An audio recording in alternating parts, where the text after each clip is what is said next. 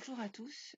Donc dans cette vidéo, je vais vous proposer la correction de l'exercice 2 de la séquence 8, les suites géométriques. Cet exercice correspond à celui qui a été proposé dans les centres étrangers en 2018 et il est sur 7 points. Si vous regardez cette correction, ça veut dire que vous l'avez déjà fait et donc vous connaissez déjà le but de cet exercice. Donc si on regarde, cet exercice est divisé de nouveau en deux parties, la partie A, la partie B. De nouveau, dans chaque partie, on va étudier un modèle. Dans la partie A, on va étudier un premier modèle qui sont des statistiques à deux variables. Et dans la partie B, on va utiliser un autre modèle qui est des suites géométriques. En même temps que vous faire travailler avec les suites géométriques, vous voyez que dans ces questions qui sont ici, on va vous faire travailler avec les taux d'évolution global et les taux d'évolution moyens. Donc c'est vraiment un exercice qui est complet et qui porte sur 3 parties du programme. On va reprendre le texte ensemble. Alors, il y a peut-être un léger décalage avec le texte que vous avez sous les yeux, puisque j'ai fait un copier-coller pour pouvoir travailler sur l'énoncé. Julien vient de créer une application informatique destinée aux particuliers permettant l'organisation d'événements. Bon, alors il y a une information importante, je pense qu'une application informatique, ça va me servir. Le 1er avril 2018, il envoie une offre de téléchargement de son application à toutes les personnes de son carnet d'adresses. 1er avril 2018, une date en statistique à deux variables, c'est toujours important. Donc c'est à garder dans un coin de ma mémoire, peut-être que je vais m'en servir. Chaque semaine, il a relevé le nombre de personnes ayant téléchargé son application. Donc chaque semaine, c'est sans doute une information importante. Et le nombre de personnes ayant téléchargé son application également. Ces observations sur les 5 premières semaines sont répertoriées dans le tableau ci-dessous. Le rang 0 correspond à la semaine du 1er janvier au 7 avril 2018. Donc je ne m'étais pas trompée, chaque semaine c'est bien important. Le nombre de personnes ayant téléchargé son application également. On me dit également qu'on commence au rang 0 et pas au rang 1. Et que ça correspond à la semaine du 1er au 7 avril 2018. Donc de nouveau dans cet exercice, on vous a rajouté une difficulté sur les dates, les durées, puisque ici on travaille en semaine. Donc dans l'énoncé, on vous donne ce tableau qui est ici sous cette forme. Moi ce que j'ai fait, c'est que au-dessus, puisque je ne peux pas copier-coller sur une image, j'ai rajouté un petit tableau et je vais, pour que ça soit plus clair pour moi, mettre les semaines. Alors ce travail, vous pouvez le faire sur votre énoncé, vous pouvez également le faire sur votre brouillon sans aucun problème. Et je vais mettre 1er au 7. Peut-être que ce travail ne me servira pas, peut-être que ça va me servir, mais au moins comme ça sera fait. Ensuite ici, 8 au 14 avril, 15 au 21 avril, 22 au 29 avril. Alors maintenant ici, je suis bien embêtée parce qu'il va falloir que je sache si le mois d'avril finit un 30 ou un 31. Donc ici, c'est pas compliqué. Il suffit de regarder. Voilà. En plus, c'est le mois d'après. Donc ça finit un 30. Alors, du 29, donc 1, 2, 3, 4, 5, 6, 7 au 6.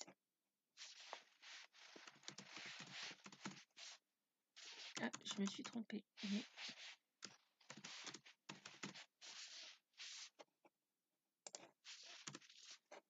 Voilà, donc ce travail sur les semaines a été fait. J'aurais pu y revenir. Peut-être, je vous rappelle, peut-être que ça ne me servira pas, mais peut-être que ça me servira. Mais au moins, c'est fait, c'est clair dans mon esprit. On y va, partie A. On vous précise toujours que les deux parties sont indépendantes. Donc le A et le B sont indépendants. Donc vous pouvez traiter les deux parties comme bon vous semble. Partie A, étude du premier modèle.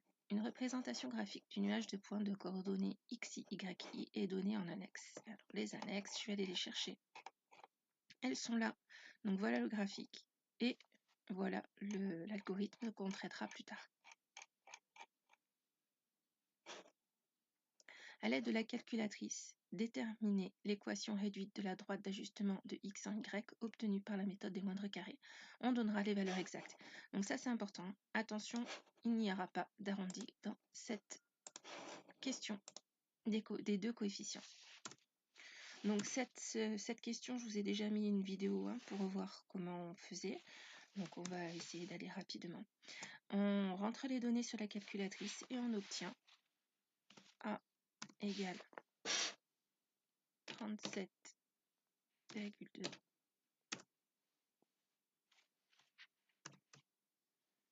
B égale 144,8. Et donc attention, je vous rappelle que ici le travail n'est pas terminé puisqu'il faut rassembler ces deux coefficients pour donner l'équation de la droite. Y égale 37,2x plus 144,8. Donc de nouveau, vous voyez, en fait, ce qu'on vous a demandé de faire, c'est de ne pas arrondir les coefficients pour qu'on puisse bien vérifier que ce que vous avez fait, c'est bien votre travail et c'est pas un travail de recopiage de l'équation qu'on nous donne juste après. Julien décide d'ajuster ce nuage par la droite D d'équation y égale 37x plus 145. Donc on va prendre cette équation à partir de cette partie, à partir de ce moment de l'exercice. Déterminer les coordonnées de deux points de la droite D. Représenter la droite D sur le graphique de l'annexe à rendre avec la copie. Je vous rappelle que pour tracer une droite, il faut deux points, que nous sommes en géométrie analytique, c'est-à-dire qu'on prend les objets géométriques et on va les mettre dans un repère. Donc pour placer deux points dans un repère, il me faut des coordonnées. Les coordonnées vont être données grâce à l'équation de la droite. Je prends mon tableau et je vois que la première valeur de x c'est 0, la dernière valeur de x c'est 4. Donc je vais calculer deux points avec ces deux valeurs de x. Donc pour x égale 0. Et je vais reprendre mon équation de droite qui est ici.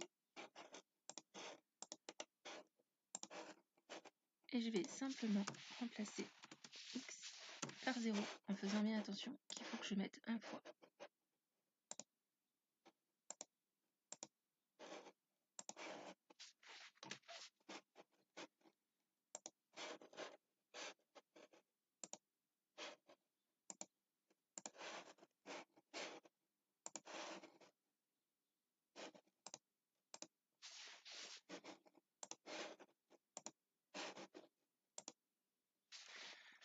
Donc j'ai plus qu'à calculer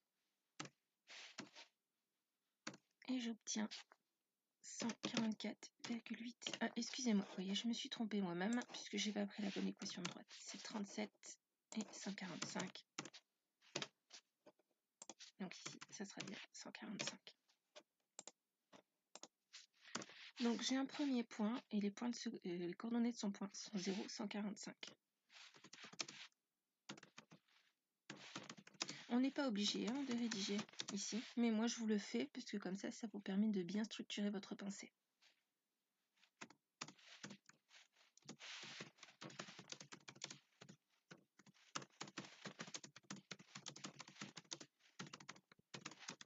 Donc le premier point pour tracer la droite aura pour coordonnées, j'ouvre ma parenthèse, x en premier, y en deuxième, 0,145. Voilà mon premier point. Alors c'est un point virgule.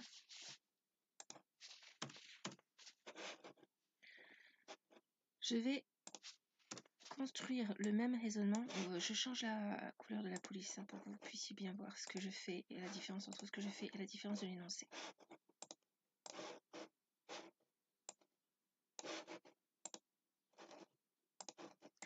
Donc je vais faire exactement le même travail puisque pour tracer une droite il me faut deux points, mais cette fois pour l'autre extrémité du tableau.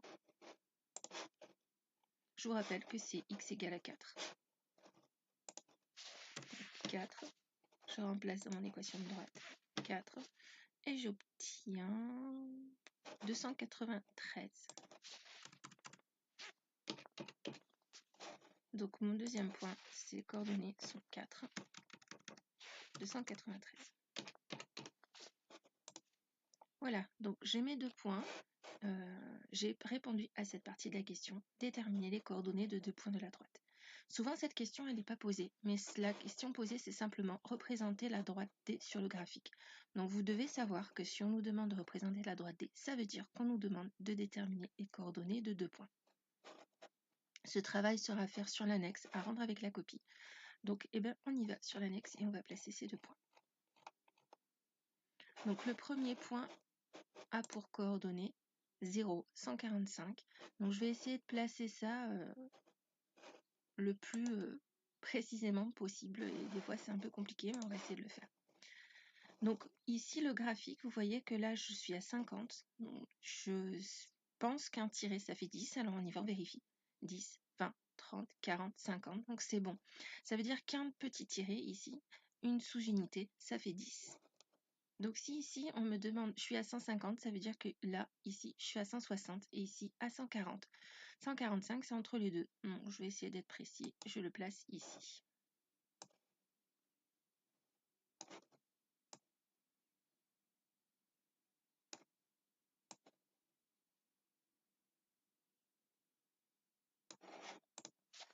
Voilà mon premier point. Je vais légèrement le monter. Alors moi, le problème de Word, c'est que, vous voyez, l'épaisseur du trait, on n'est pas précis du tout. Mon deuxième point, c'est 4, 293. Donc 4, c'est ici. 300, c'est là. 290, c'est ici. Donc en fait, je dois être légèrement en dessous.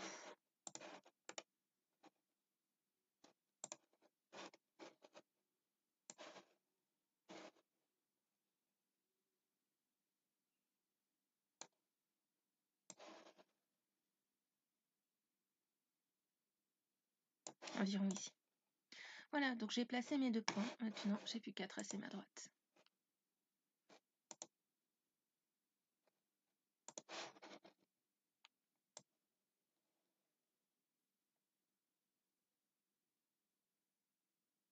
Alors c'est une droite, hein. Donc on essaye d'aller le plus loin possible. Je vais la modifier légèrement puisqu'elle ne passe pas par le deuxième point.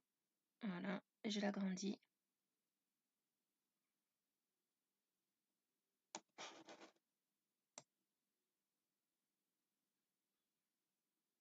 Et je vais grossir le trait.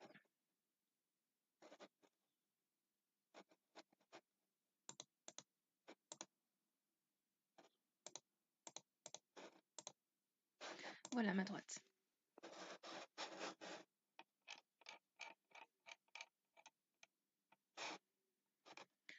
Selon ce modèle, quel est le nombre de téléchargements attendus à la fin de la semaine de rang 10? Donc, je vais regarder sur mon graphique. Le rang 10, c'est là, ici. Je vois que si j'agrandis ma droite, je vais sans doute y arriver.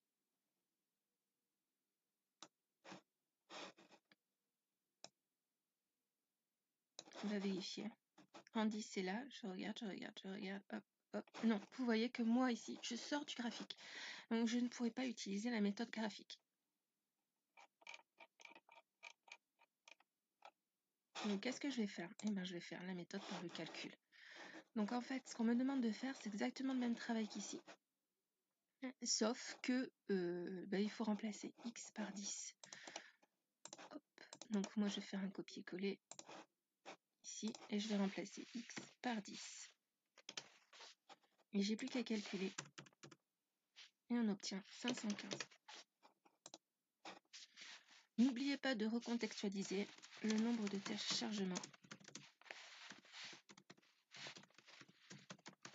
au rang 10 sera de 515.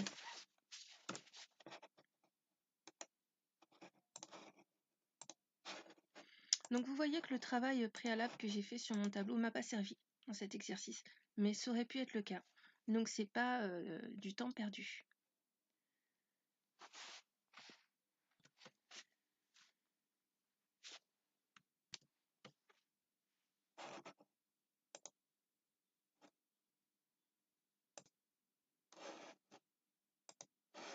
Donc ici, on va aborder la partie B, qui est un deuxième modèle.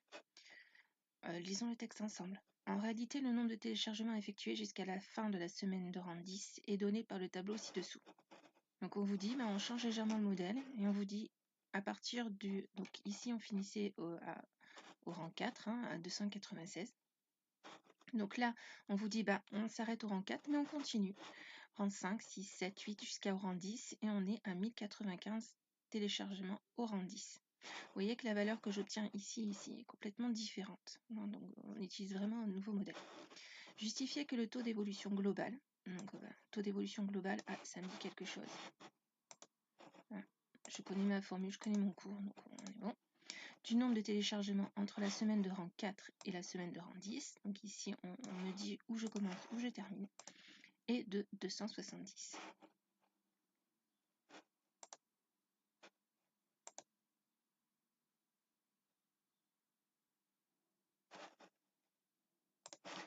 Donc ici, on me laisse terminer, commencer au rang 4 et on me fait terminer au rang 10. Voilà le taux qu'on me demande, qui est le taux global. Alors, je connais très bien mon cours et je sais que pour calculer le taux global T, c'est égal à, ici, valeur finale. Alors, utilisez la notation avec laquelle vous êtes à l'aise. Moins valeur initiale sur valeur initiale. Voilà mon expression littérale. Je vous conseille de la mettre. On aurait pu aussi, par exemple, faire V10 moins V4 sur V4, ce qui permettait de remettre sur le contexte l'exercice. Bon, ici, c'était pas indispensable. Donc maintenant que j'ai fait ça, j'ai plus qu'à remplacer par les valeurs. Donc ici, on est à 1095 moins 296 sur 296.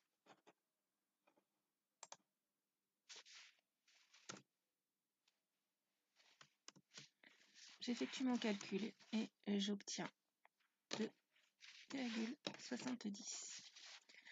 Je vous rappelle que la valeur qu'on obtient ici, c'est un taux sous forme décimale et non pas sous forme de pourcentage. Pour l'avoir sous forme de pourcentage et revenir à ce qu'on nous demande dans le texte, c'est-à-dire 270%, il suffit de décaler la virgule de 2 rangs. Je vous rappelle également que pour les évolutions, ça arrive régulièrement d'avoir des taux supérieurs à 100%. Ça ne doit pas vous choquer. Bon, c'est quand même pas tout le temps, mais ça arrive. Donc de nouveau, je change la couleur pour que vous puissiez bien différencier mon travail de correction du travail de l'énoncé. En déduire le taux d'évolution hebdomadaire moyen du nombre de téléchargements entre la semaine de rang 4 et la semaine de rang 10. Donc on me demande le taux moyen, c'est-à-dire ce petit taux que je vais pouvoir appliquer toujours identique entre chaque évolution pour avoir le même taux global qui est de 170%. Donc pour pouvoir faire ça, il faut d'abord que je calcule à combien d'évolutions ça correspond. 1,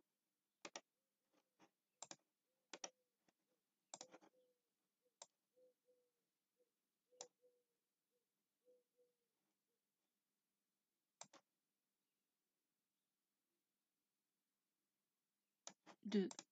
Et je vais continuer ce travail. Donc 1, 2, 3, 4, 5, 6, 7 évolutions. Écoutez, et je me suis trompée, j'ai décalé d'un rang. Donc il faut bien faire attention, il ne faut pas se tromper. Je démarre au rang 4 et je finis au rang 10. Donc 1, 2, 3, 4, 5, 6 évolutions. Donc je vous rappelle la formule, c'est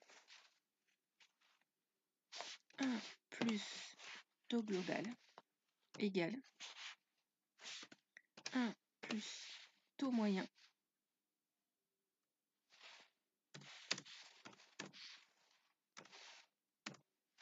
à la puissance le nombre d'évolutions, c'est-à-dire 6.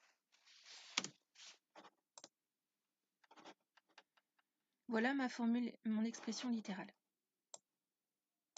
Maintenant que j'ai effectué ce travail, je vais pouvoir remplacer par les valeurs et résoudre l'équation.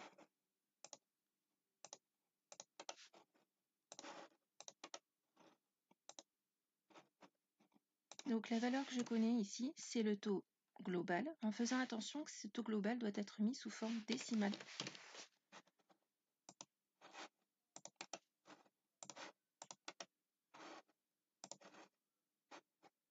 Ici, ce que je vais faire, je vais réécrire les deux membres dans le bon sens et en même temps calculer 1 plus 2,70.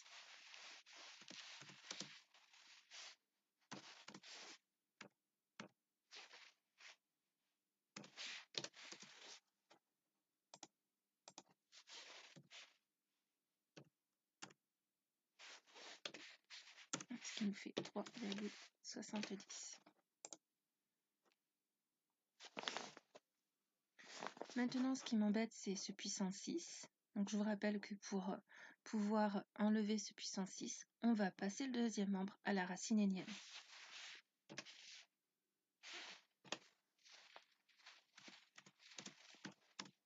Donc, 1 plus taux moyen égale 3,70.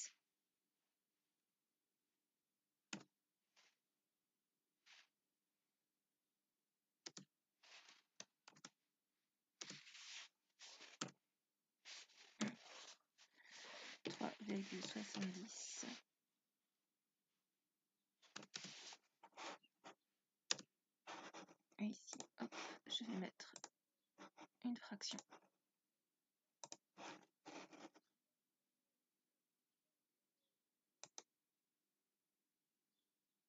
Il n'aime pas trop ce que je lui fais faire.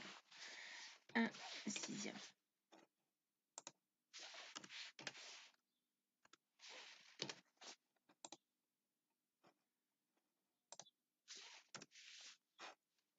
Donc voilà mon équation. Ici, il faut bien toujours se poser la question, qu'est-ce que je peux effectuer comme calcul? Donc ici, je peux effectuer comme calcul 3,7 à la puissance 1 sixième, mais je vais le faire.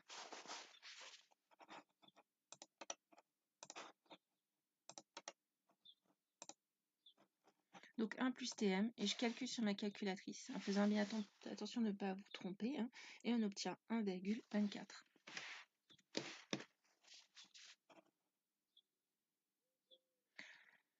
Vous voyez que là, on ne vous a pas précisé l'arrondi. Bon, je décide d'arrondir au centième, parce qu'en général, ça convient. Mais on aurait pu décider d'arrondir à un autre, d'apporter un autre arrondi sans aucun problème. Attention à arrondir trop petit, c'est-à-dire par exemple au dixième ou à l'unité. À l'unité, donc ça fausse le résultat. Hein. Et au dixième, quand on va décaler la virgule pour avoir le taux en pourcent, on va de nouveau perdre de l'information. Maintenant, j'ai plus qu'à avoir Tm.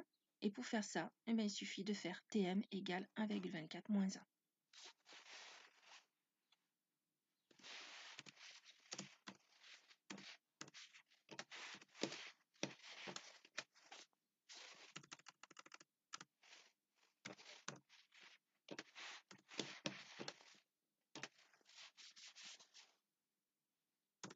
Voilà, j'ai plus qu'à calculer.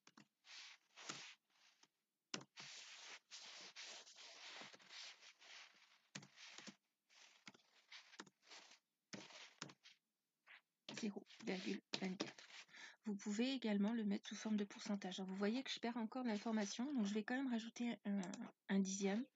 Et derrière le 24, c'est un 4.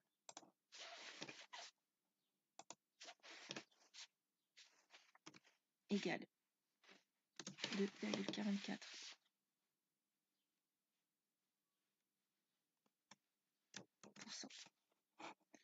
Voilà, je viens de finir de répondre à 24,4%.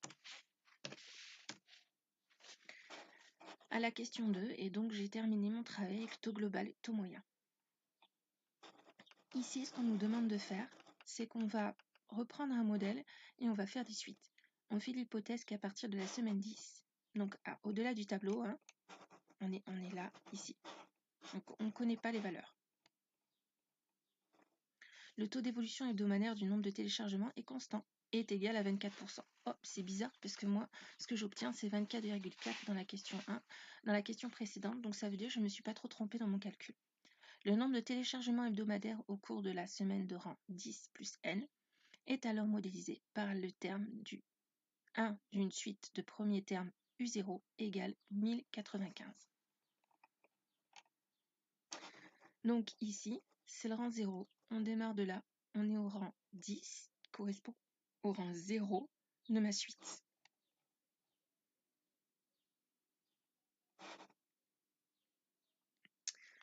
Donc cette information-là, forcément, elle est importante. Ensuite, cette information-là aussi, parce qu'elle me permet de me situer dans ma suite. Et également que c'est 24%. Donc, je connais très bien ce qu'on a fait en classe, je ne suis pas étonnée. Je sais que lorsque je suis dans une évolution, c'est forcément une suite géométrique. Et le coefficient, c'est la raison, c'est le coefficient multiplicateur. Première question, justifier que la suite UN est géométrique et préciser sa raison.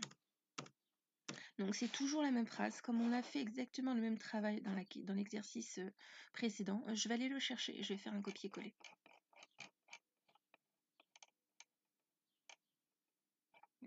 Et c'est ce travail qui est là.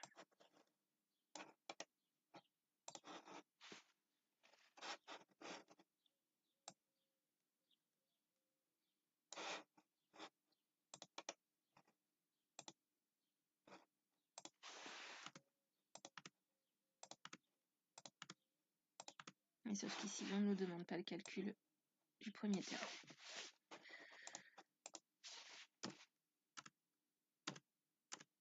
Donc, on se trouve dans le cas d'une évolution. On peut même préciser d'une augmentation.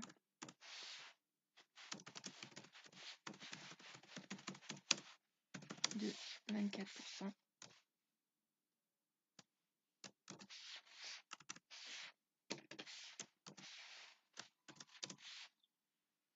On passe d'un terme au suivant en multipliant toujours par le même nombre qui est le coefficient multiplicateur.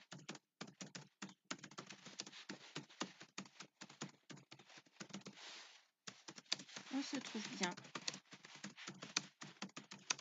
en présence d'une suite géométrique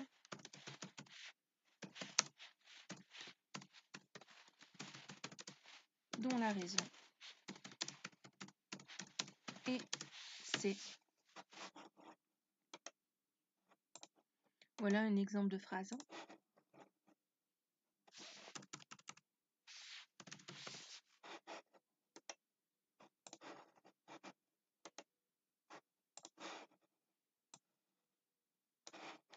Donc dans cette question, on me demande également de déterminer la raison. Donc eh bien, je vais le faire.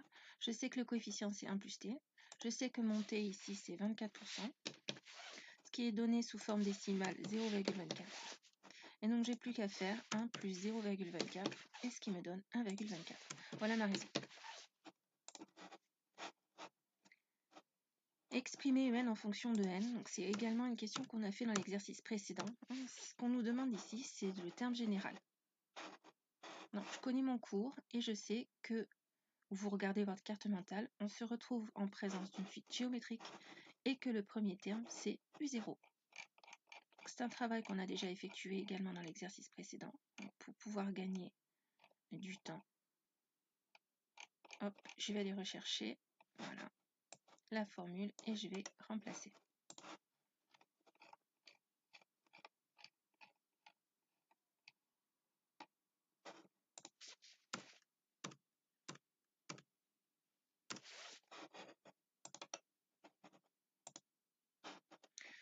Donc UN égale U0 fois Q à la puissance n. Je vous rappelle que l'objectif c'est d'avoir que UN et que n.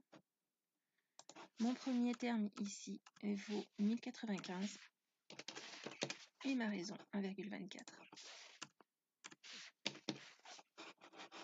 Donc mon terme général est 1095 fois 1,24 à la puissance n. Selon ce modèle, combien de téléchargements Julien peut-il espérer lors de la semaine de rang 20? Donc ici, on repart dans le contexte de l'exercice. On me dit on utilise ce modèle pour répondre à une question précise, c'est-à-dire le nombre de téléchargements à la semaine de rang 20. Donc là, la méthode par récurrence, elle me paraît compliquée. On peut le faire, mais ça fait beaucoup de calculs. Donc on va plutôt utiliser le terme général. On me demande de remplacer, de calculer le terme de rang 20. Donc je vais remplacer n par 20 et j'ai plus qu'à calculer sur ma calculatrice.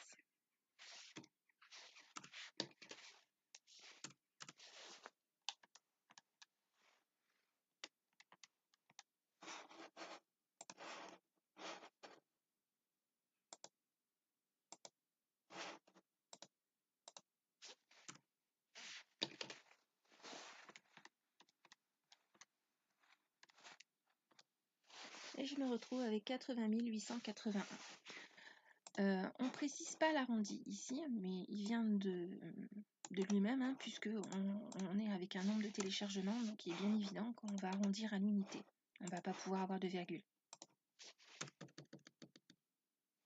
Et donc j'ai dit 80 881. Ça, c'est le modèle mathématique, donc je vais quand même rajouter une phrase pour revenir au contexte de l'exercice.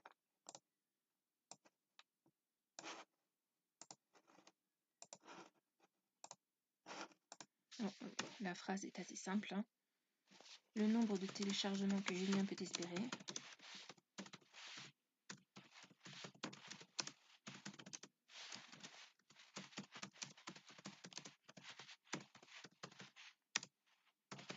sera de 80 881. Voilà. Phrase simple, on part pas dans les détails. Par contre, c'est important, cette phrase, pour bien recontextualiser. Enfin, dernière question. Un sponsor a contacté Julien lui proposant une participation financière pour promouvoir son projet à une plus grande échelle, dès lors que le nombre de téléchargements hebdomadaires dépassera 20 000. Complétez les données non renseignées dans l'algorithme donné en annexe à rendre avec la copie pour que, après exécution, la variable n contienne le rang de la semaine à partir de laquelle Julien sera sponsorisé. Donc, il faut que pour qu'il soit sponsorisé, le nombre de téléchargements dépasse les 20 000. Je regarde mon algorithme et le voilà. On réinitialise n à 0, on initialise u à 1095. On me dit tant que, mais là je ne sais pas, on attribuera à la variable n la variable 1,24, la variable u, la variable 1,24 fois u. Bon, 1,24 c'est la raison de ma suite, donc ici je passe par récurrence. Ici, il n'y a rien de marqué. Fin de temps que, et à n, on associe la valeur 10 plus n. Puisque je vous rappelle que le rang de la semaine est décalé par rapport au rang de la suite, puisque le rang de la suite 0 correspond au rang de la semaine 10. Et donc, une fois que l'algorithme a fini de terminer, on va lui rajouter 10 pour avoir le rang de la semaine. Moi, ce que j'ai comme condition, c'est que le nombre de téléchargements doit être supérieur à 20 000. Donc en fait, on va faire tourner l'algorithme tant que le nombre de téléchargements U est inférieur strict à 20 000. Tant que j'ai ça, je continue à faire tourner l'algorithme parce que moi, je veux c'est à quelle valeur de n le rang U dépassera 20 000. Je fais passer la valeur U à la valeur suivante par récurrence et il ne faut pas oublier que je dois incrémenter n. Donc à n, j'associe la valeur n plus 1. Alors, symbole.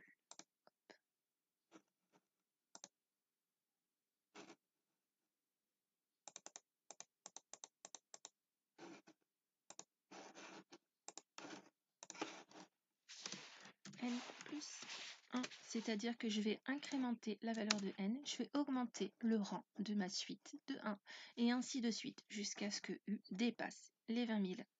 Voilà, cet exercice est terminé, j'espère que j'ai été claire. N'hésitez pas si vous avez des questions.